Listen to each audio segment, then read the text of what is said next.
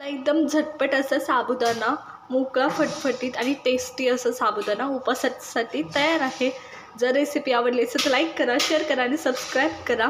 मंडळी, मी कोमल तुमच्या सगळ्यांचं आपल्या रेसिपी चॅनलमध्ये खूप खूप स्वागत करते. तर पहिल्यांदा तुम्हाला एकादशीच्या खूप तुम्हाला खूप चांगलं आरोग्य, धनसंपत्ती, समृद्धी, समाधान द्यावं हीच पांडुरंगाच्या चरणी प्रार्थना. चला तर आज आपल्या रेसिपीला सुरुवात करूया. तर आज आपण एकादशी स्पेशल सगळ्यांच्या घरी जाणारा साबुदाणा कसा बनवायचा हे पाहणार आहोत. तर खूप सोपा आहे.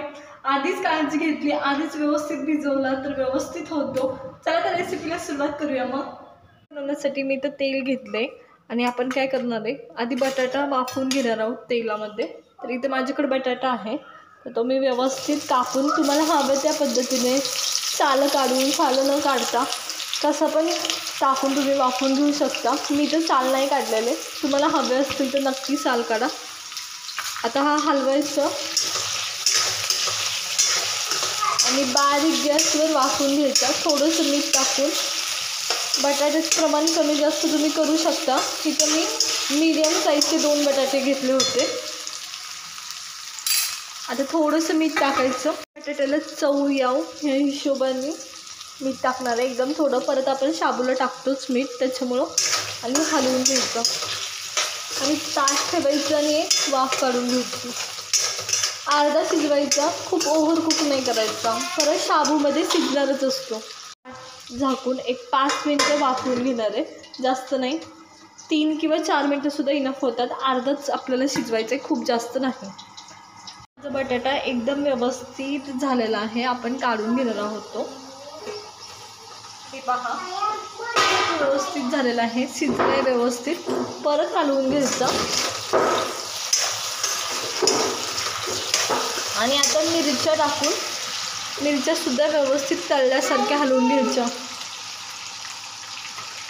तर आता मी मिरच्या टाकते आहे. तिथं तुम्ही चवीनुसार कमी जास्त करू शकता. तिथं मी तिखटाच्या 3 मिरच्या घेतल्यात, मीडियम तिखट टाकल्या तरी चालतील. आणि पण व्यवस्थित तळून घ्यायचं, जेणेकरून साबू जरा तिखट चांगला वाटतो, सपक नाही.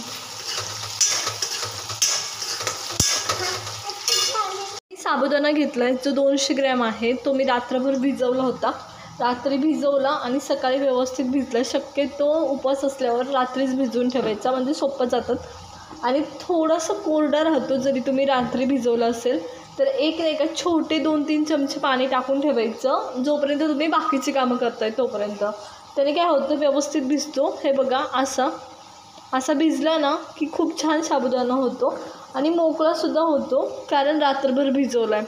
आता मी खालीच कढईत टाकायच्या आधीच खालीच मी इथं शेंगदाण्याचं कूट टाकून घेते आहे. शेंगदाणे भाजून मी त्याचं मीडियम साईजमध्ये कूट केलं आहे, खूप बारीक पण नाही, खूप मोठं पण नाही असं. आणि त्याच्यानंतर मीठ पण मी ह्याच्यात इथंच ॲड करून घेते चवीनुसार. ह्या सगळ्या गोष्टी मी खालीच मिक्स करून घेते, जेणेकरून वरती व्यवस्थित म्हणजे कढईत टाकल्यावर व्यवस्थित मिक्स करता यावं. आणि तुम्ही शाबू टाकल्यानंतरून कढईत तेव्हासुद्धा लागेल तसं तुम्ही ॲडजस्ट करू शकता, पण मी सोपं जावं म्हणून खालीच मिक्स करून घेते. आता हे व्यवस्थित मिक्स झालं आहे. आता आपण हे कढईत व्यवस्थित परतून घेणार आहे शाबू. तर हा माझा शाबू व्यवस्थित मिक्स झाला आहे. आपण आता कढईमध्ये परतून घेऊया. माझा साबुदाणा एकदम व्यवस्थित झाला आहे. त्या टायमाला आपण नाही का, म्हणजे बटाटा एकदम व्यवस्थित झाला आहे बटाटा आणि मिरच्या.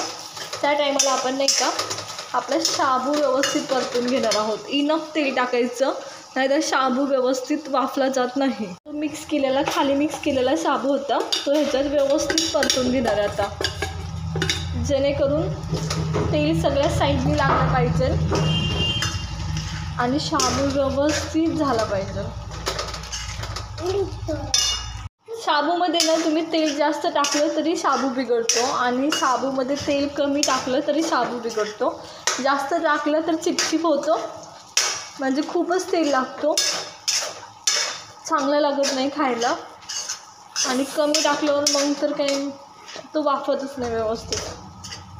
तर आता ह्याच्यात आपण सगळं व्यवस्थित मिक्स केलं आहे.